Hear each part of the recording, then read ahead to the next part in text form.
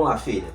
Esse capítulo está falando sobre a divisão da Europa. Século XX, né? Tudo começa a modificar na Europa com a dificuldade de insumos devido à Revolução Industrial. O mundo acelera a sua produção depois da Segunda Revolução Industrial, com a descoberta do petróleo nos Estados Unidos. E essa produção, essa busca por insumos, ela se torna cada vez mais violenta. E no meio dessa busca por insumos, a gente tem o neocolonialismo, a exploração do território africano, do território asiático. Tudo isso, na verdade, vai provocando diversos conflitos na Europa entre as maiores potências. Esses diversos conflitos, eles vêm acompanhados do crescimento do socialismo, do capitalismo, ou seja, da ideologia sociopolítica. Até que acontece a Primeira Guerra Mundial. Você vê que eu coloco aqui, ó, rivalidades imperialistas e expansão territorial. Justamente o neocolonialismo aí a todo vapor. A necessidade de expandir os seus territórios. Enfim, acontece a Primeira Guerra Mundial, que vai de 1914 a 1918. As bases militares, né? As potências militares que se unem durante essa guerra, que foi a Primeira Guerra Mundial foi uma guerra muito complexa, porque ela foi como se fosse uma colcha de retalhos. Ela começa com a morte de uma liderança da Hungria ou do Império Austro-Húngaro, né?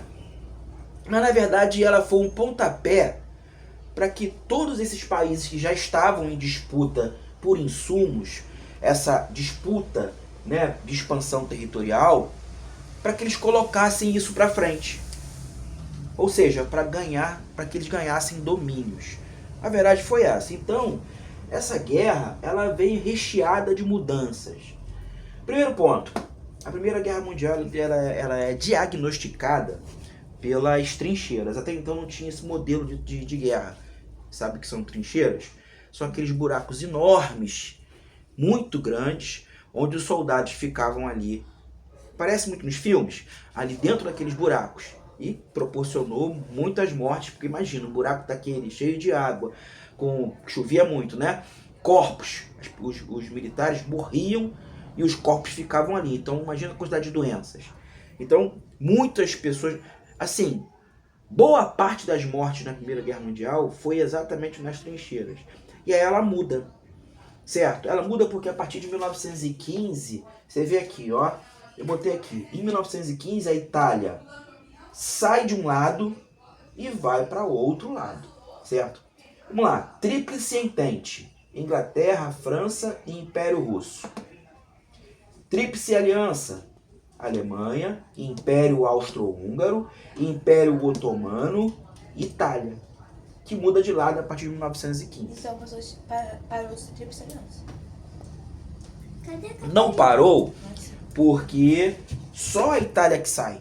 Os demais países continuam, entendeu? Só que ela modifica toda a estrutura política da Europa. Porque quando chega em 1918, no fim dela, primeiro, que em 1917, a Rússia, ou seja, o antigo Império Russo, já tinha basicamente acabado, certo? Então, a Rússia enfraquece, né? Financeiramente, politicamente, porque ela vem passando por uma modificação totalmente na sua estrutura política e de poder, certo? Mas por quê? Porque o Império Russo cai, entendeu? As lideranças monarquistas da Rússia caem. E aí começa o início da estrutura da União Soviética, que a gente só vai ter esse impacto político mesmo na Segunda Guerra Mundial, certo? Então, a Primeira Guerra Mundial tem essa característica. Quando chega no final dela, primeiro que o Império Otomano acaba. E aí o Império Otomano se torna um país chamado Turquia. Até então era Império Otomano. E a Turquia nasce a partir da queda do Império Otomano. Um grande lance que muita gente não explica é que quando chega no finalzinho da Primeira Guerra Mundial, dois líderes militares da França e da Inglaterra, as maiores potências nessa época, inclusive a moeda corrente era a moeda inglesa, certo? A moeda cambial, chamado Sykes-Picot, Sykes inglês, Picot francês. Eles têm uma ideia. Quando o Império Otomano cai, de fazer um protetorado do Oriente Médio. É como se fosse uma nova escravidão, um novo colonialismo. Escravidão não, colonialismo. E aí isso caracteriza o neocolonialismo. Por quê? Porque muitos países da Ásia e da África ficam sob tutela ou sob protetorado da França e da Inglaterra. Por exemplo, Argélia, que é um território africano, certo? Norte da África. A gente tem no Oriente Médio a Síria, entendeu? Boa parte do Oriente Médio ficou sob protetorado do Reino Unido. Por isso que em 1948, quando nasce o território, o país chamado Israel, quem estava nessa gestão, quem dominava o antigo Sião, que depois se tornou Israel, Palestina, era o Reino Unido, era a Inglaterra. Entendeu? Então eles têm essa ideia. E por isso eles se tornam uma grande potência com o fim da Primeira Guerra Mundial. Ou seja, a primeira modificação, certo? Política, econômica certo?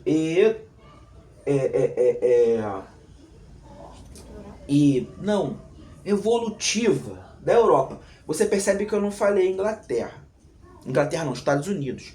Porque os Estados Unidos ainda não era uma grande potência, certo? Só que com o fim da Primeira Guerra Mundial aconteceu o Tratado de Versalhes. A primeira modificação foi a Tríplice Aliança ganhar poder. A Tríplice Aliança, a Tríplice Entente e a Tríplice Aliança. As duas ganharam na Primeira poder. Guerra. Não, quem ganhou a Primeira Guerra Mundial foi a Tríplice Entente. Inglaterra, França e Império Russo. Só que o Império Russo, ele chega aqui em 1917 já falido. Por causa de modificações internas. Mas na época, a primeira modificação foi a Tríplice Entente. Não foi modificação.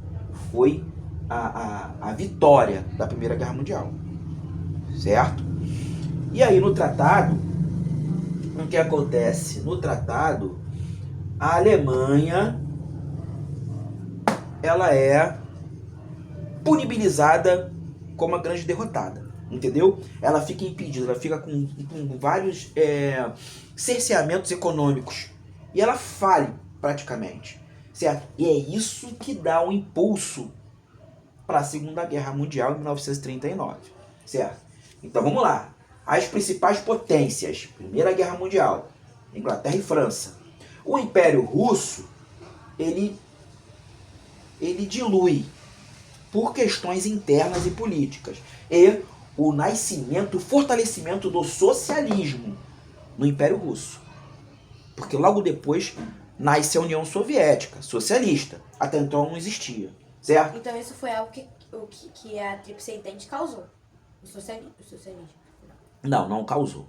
O socialismo, ele nasce, ele cresce de maneira fortalecida durante o período da Segunda Revolução Industrial, né? Diante de vários conceitos. O conceito capitalista e o conceito socialista, certo? O utópico e o científico, entendeu? Mas esquece esse detalhe até então aqui. Esquece. Bem, tivemos 20 milhões de mortos aproximadamente na Primeira Guerra Mundial.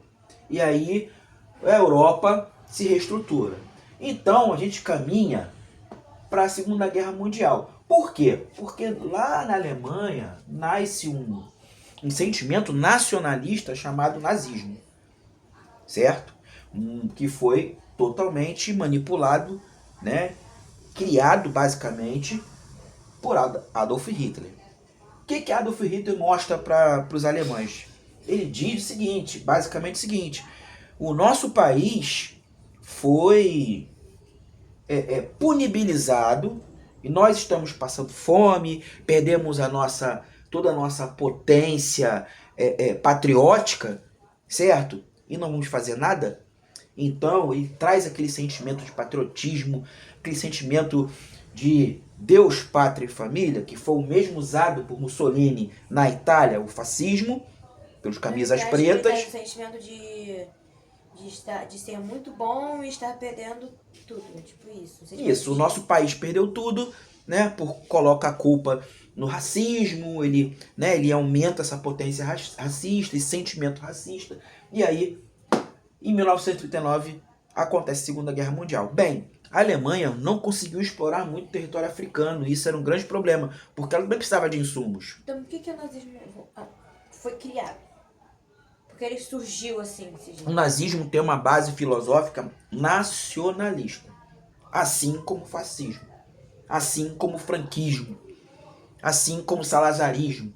São sentimentos nacionalistas. O meu país é melhor que o seu. A gente não vai admitir nada que seja de outro país. Mas ocorreu depois da Rússia já estar... Esquece a Rússia. Aconteceu depois da Primeira Guerra Mundial.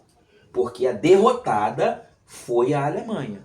A punibilizada... Porque ela faz parte da Tríplice Aliança. Quem ganhou foi a Tríplice Entente. Mas a Alemanha foi a culpada. Foi culpabilizada. Certo? Com cerceamento econômico. E aí o país entrou em um momento de muita pobreza. O nazismo de Adolf Hitler, quando ele toma a frente do país dele, primeiro ele começa como primeiro-ministro, depois ele dá um golpe e ele passa a ser o líder supremo do país dele. Então ele promove a Segunda Guerra Mundial. Diferença entre a Segunda Guerra Mundial e a Primeira. Vamos lá. Na Segunda Guerra Mundial, a gente tem o eixo formado pela Alemanha, Itália e Japão, certo? Ela vai até 1945. Perfeito? Sim. Bem, Estados Unidos entra depois na Segunda Guerra Mundial e com um potencial muito grande. Por quê? Porque por ele ter entrado depois, ele teve menos gasto, tanto logístico quanto financeiro. Então ele meio que se meteu ali naquela guerra. Ele entrou Então ele fez hoje em dia. oxigenado. E foi um passo principal para o fim da Segunda Guerra Mundial. Só que a Segunda Guerra Mundial acaba em 1945 e todas as potências saíram arrasadas pelo conflito, economicamente, politicamente, enfim, foi muito, sobrecarregou muito as potências. Porém, todavia, entretanto, Estados Unidos, certo? E Rússia, apesar de perder aproximadamente 20 milhões de vidas, ou melhor, a União Soviética, aqui já a União Soviética, certo? Saem fortalecidos. De um lado, Estados Unidos, uma potência capitalista, e do outro, a União Soviética, uma potência socialista. Duas potências. Os demais países totalmente devastados, tanto o Ocidente quanto o Oriente, pela guerra. Aqui temos um grande detalhe. Em 1944, o dólar passa a ser a moeda cambial do mundo. E é claro que isso traz uma potência econômica muito, muito forte para os Estados Unidos. Até hoje o dólar é a moeda cambial. E isso fortalece. Então nós temos duas potências, uma que perdeu basicamente 20 milhões de homens durante a Segunda Guerra Mundial, que ainda assim saiu fortalecida, e os Estados Unidos, que a seu favor tem a moeda cambial. Então temos o capitalismo e o socialismo, que são totalmente antagonistas. Socialismo, capitalismo. Do socialismo, o Oriente, e do capitalismo, o Ocidente. A adoção de sistemas econômicos. Isso não é uma divisão propriamente territorial. São divisões econômicas. Falamos que o Ocidente eram os países capitalistas e o Oriente, os países socialistas, certo? Então o que é o antagonismo? O antagonismo é que são dois sentidos econômicos ou ideologias econômicas que não têm nada a ver uma com a outra. O socialismo e o capitalismo, certo? Surgiu porque a União Soviética e os Estados Unidos eram fortalecidos, mas os dois tinham formas diferentes. Ideologias diferentes, econômicas. Mas depois de um tempo, o Ocidente e o Oriente teve uma adoção do sistema deles. O Ocidente apropriou todo capitalista e o Oriente todo socialista. Detalhe, número 1, a Segunda Guerra acaba em 1945, mas em 1947 acontece a Guerra Fria. Portanto, o que foi a Guerra Fria? Certo? Que foi de 47 a 1991. A Guerra Fria foi o seguinte: tem duas potências, a União Soviética e os Estados Unidos. União Soviética socialista, Estados Unidos capitalista. Estados Unidos o Ocidente, o capitalismo. União Soviética o Oriente, o socialismo. Com ideias econômicas e políticas totalmente antagônicas, certo? Então o que os dois começam a fazer, já que eles são potências bélicas, potências econômicas, eles começam a financiar guerras no mundo inteiro. No mundo inteiro. Para quê? Eu financiava a guerra no seu país, você me apoiava. E você passava a ser um país do Ocidente. Não propriamente dito geograficamente do Ocidente. Queria dizer que você fazia parte do grupo dos Estados Unidos. Ou você faria parte do Oriente. Quer dizer que você faria parte do grupo da União Soviética. Certo? Então, vamos lá. Países que adotaram... Ocidente, Estados Unidos, Oriente, União Soviética? Exatamente. E aliados. Certo? Tá. Mas eles eram opostos. Eles eram... Socialistas e capitalistas. Bem, os países socialistas. Vamos lá. Polônia. Zé Pedro, filho, chuta a bola não, o Harry vai latir.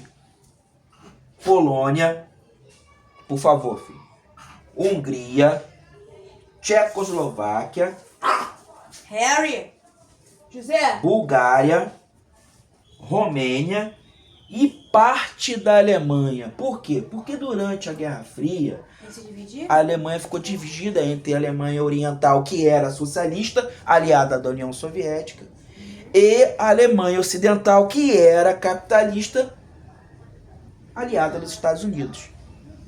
Entendeu? Só que acontece a queda do Muro de Berlim. Tá lá. Quem apoiava o socialismo? A Alemanha Oriental. A Alemanha Oriental. Que participava dos Estados Unidos. Era... Não. Alemanha Oriental. Socialismo. Olha o que eu te falei, ó. Oriente. Oriente, certo? Socialismo.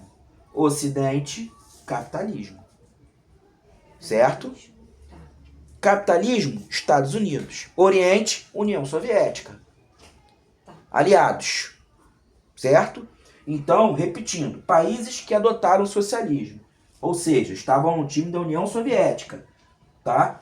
Polônia, Hungria, Tchecoslováquia, Bulgária, Romênia e parte da Alemanha. A Alemanha Oriental. Por isso ela levava esse nome Alemanha Oriental. Era do Oriente. Porque ela estava aliada da União Soviética, certo? Socialista. Só que o Muro de Berlim cai. Tá? Com a queda do Muro de Berlim, a gente começa a ter uma visão, digamos, tradicional, cultural, do fim, do enfraquecimento da União Soviética.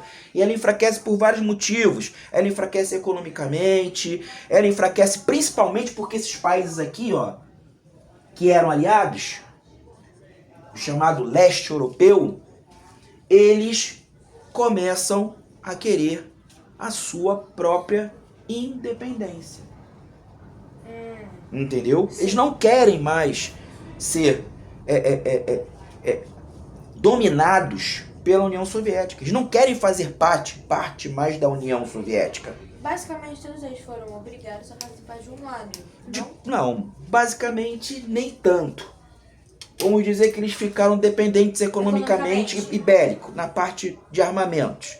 Certo? Então, alguns de maneira pacífica e outros não. Entendeu? Não foi homogêneo. Entendeu?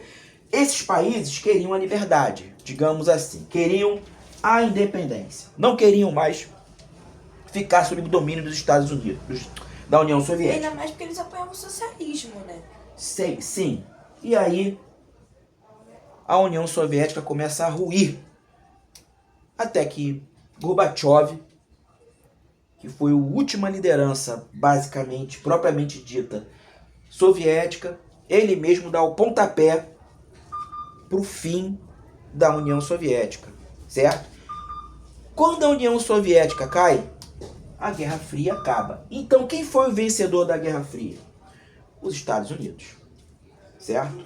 Porque a União Soviética caiu. Porque a União Soviética acabou, os Estados Unidos continuou. E todos os países atualmente da Europa são capitalistas, certo? Basicamente, todos os países europeus são capitalistas. É claro que isso vai modificando de acordo com a atualização política de cada um. Então, basicamente, vamos dizer que seja a maioria, certo? Bem, outro detalhe. Fortalecimento da Europa Ocidental. Destaque para a Alemanha, França, Reino Unido e Itália. Lembrando que o Reino Unido é formado por Inglaterra, tá? Escócia, País de Gales e Irlanda do Norte, que fica numa ilha, Então, na outra ilha. mas esse destaque é de quê? Destaque para os países que se fortaleceram economicamente, certo? Crescimento econômico. Após a Guerra Fria. A Mas Alemanha, após a incrivelmente, queda, né? Após a queda. exatamente, incrivelmente a Alemanha, ela se superou, acabou a Segunda Guerra Mundial, veio a Guerra Fria, acabou a Guerra Fria e hoje ela é uma grande potência. Então, Alemanha, França, Reino Unido, Itália. Não Itália. caiu nenhuma vez, né? Também que ela trocou de A lado. França passou por alguns problemas, mas sempre continua ali no topo. Bem, lembrando que Reino Unido é formado Inglaterra, Escócia, Irlanda do Norte, tá? E País de Gales. Bem, outro destaque para a atualidade. Bem, a Europa Ocidental.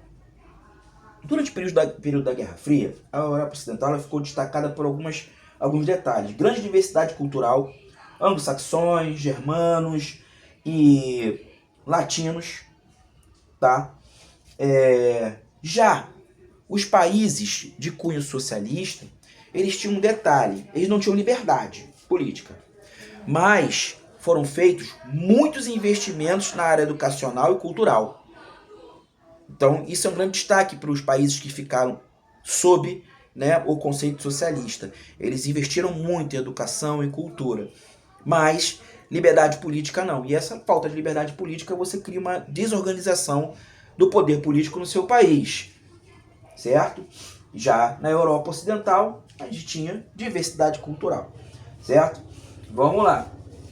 Atualmente, então, nós temos 2 países que estão no topo, né, do desenvolvimento socioeconômico do mundo.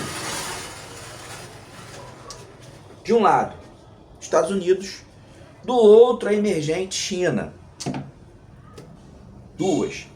Estados Unidos ainda tem uma potência, ela tem uma base econômica, até agora, em 2026, maior que a China, certo? Mas está quase passando isso. Hoje em dia, quando a gente vai analisar uma superpotência, só temos 2 no mundo: Estados Unidos e China. As demais são grandes potências.